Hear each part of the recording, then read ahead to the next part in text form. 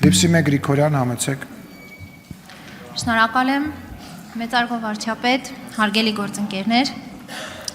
հարցս ուղղված է Հայաստանի Հանրապետության վարչապետին։ Պարոն վարչապետ, Հայաստանի դեմ արդեն տևական ժամանակ է մղվում է հիբրիդային պատերազմ, որը կամ դրա տեղեկատվական բաղադրիչը վերջին շաբաթներին սրվում է գնալով, եւ սա բնականon է, որովհետեւ ընտրական ցիկլ է եւ այն երկրների փորձառությունը, որոնք եւս թիրախավորված են եղել, սա է մեզ հուշում, որ նախընտրական շրջանում տարվա ընթացքում այս պատերազմները սրվում են։ Հարցս հետեւյալն է. այսօրվա անսահմանափակ տեղեկատվական հորձանուտում ըստ ձեզ ինչն է, որ Հայաստանի քաղաքացին պիտի նկատի, ինչն է, որ Հայաստանի քաղաքացին պիտի պահի իր ուշադրության կենտրոնում։ Շնորհակալ եմ։ Հարցին կպատասխանի Հայաստանի Հանրապետության վարչապետը, համեցեք պարոն վարչապետ։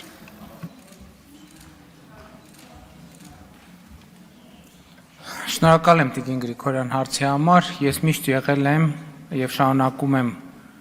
մնալ եւ կլինեմ այն համոզմանը, որ ինչ որ պետք է որ նկատի Հայաստանի քաղաքացին կնկատի։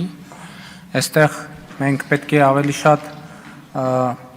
նաեւ մեր անելիքների մասին խոսենք, իսկ ես գոնե իմ անելիքը տեսնում եմ Հայաստանի քաղաքացիների հետ շփումները հնարավորինս ուղիղ եւ չմիջնորդավորված ունենալը եւ պետք է ասեմ, որ ընդ որում դա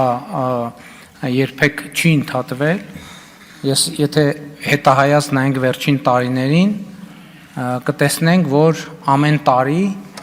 կան պնդումներ, որ կառավարությունը եւ քաղաքական մեծամասնությունը պատրաստվում է արտահերթ խորհրդարանական ընտրությունների։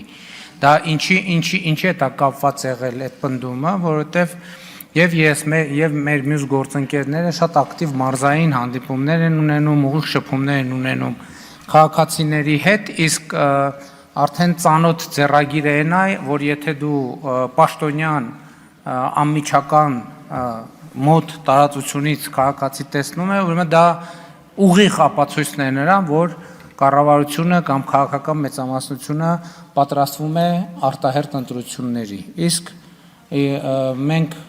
ինչպես եւ նախկինում չենք պատրաստվում արտահերթ ընտրությունների, մենք զբաղված ենք մեր ամենօրյա աշխատանքով եւ քաղաքացիների հետ շփումը դրա շատ կարեւոր մասն է։ Իմիջիայլոց ես նաեւ ուզում եմ ասել, որ կառավարության մեր գործընկերները ներկա են, ես կառավարության նիստերում եմ ասում ու հորդորում եմ, խնդրում եմ, նաեւ պահանջում եմ եւ նաեւ հանձնարարում եմ, որ կառավարության անդամները ունենան նաեւ կաբինետից դուրս աշխատանքային հնարավորինս շատ օրեր եւ ես հիմա նաեւ փորձում եմ օրինակ ծառայել նման գործելակերպի, ինչ վերաբերում է հիբրիդային պատերազմներին, գիտեք ինչ, ես այդ ամենին վերաբերվում եմ հետեւյալ կերպ, մեր էներգիան սխալ ուղղությամբ եւ սխալ տեղ ուղղորդելու փորձ եմ ես դա որպես դիտարկում, ունենք մենք ասելիք, մենք ասելիքը պետք է ասենք ժողովրդին եւ ժողովուրդը էլ եմ ասում, ինչին պետք է ուշադիր կլինի։ Հիմա ասենք օրինակ հանրապետությունում 16 միլիոնի ծրագրով 2000 տուն է կառուցում, 2000 տուն սահմանամերձ գյուղերում։ Դե ինչ հիբրիդային պատերազմ ուզում է լինի։ Չի կարող այդ հիբրիդային պատերազմը այդ տները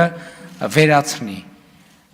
Հարյուրավոր մանկապարտեզներ են արդեն կառուցվել։ Հարյուրավոր դպրոցներ են կառուցվում։ Դե ճանապարհներն էլ, բայց հիբրիդները ճանապարհներից չեն օգտվում, դպրոցներից, մանկապարտեզներից չեն օգտվում։ Շնորհակալ եմ։ Արձագանք։ Շնորհակալ եմ եւ միանշանակ կիսում եմ ձեր կարծիքը, որ ինչքան էլ որ ջանք ներդրվի հիբրիդային պատերազմի վրա, դերևս դրա լավագույն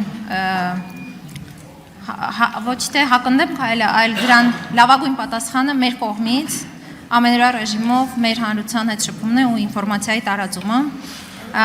Կարծում եմ, որ պիտի ավելի ու ավելի շատ ներգրավենք դրանում։ Շնորհակալ եմ։ Գիտեք, ես կարող եմ ասել եւ մեր գործընկերները կվկայեն ընդդիմադիր ժամանակներից ես երբ որ խոսվում էր, որ մենք հաղորդակցության սահմանափակումներ ունենք, մենք հաղորդակցության խնդիրներ ունենք, որ մեր ասելիքը տեղ չի հասնում, ես երբեք դրան չեմ հավատացել։ Ես հավատացել եմ միշտ քաղաքացու այդ երկխոսությանը եւ չեմ հավատացել աղմուկին։ Այսինքն աղմուկը ինքը ուրիշ բան է, իրական բովանդակությունը եւ իրականությունը ուրիշ բան, եւ քաղաքական անկեղծությունը եւ ազնվությունը ուրիշ բան, այնտեղ որտեղ մենք սխալվել ենք, պետք է ընդունենք, որ սխալվել ենք, այնտեղ որտեղ մենք չենք սխալվել, թեկուզ բոլորը մտածում են մենք սխալվել ենք, մենք պետք է մեր սկզբունքների եւ մեր ճշմարտության համար պայքարենք։ Եվ այդ պայքարի մեջ, այդ խոսույթի եւ այդ երկխոսության մեջ ինչ որ պետք է տեսնի քաղաքացին կտեսնի։ Շնորհակալ եմ։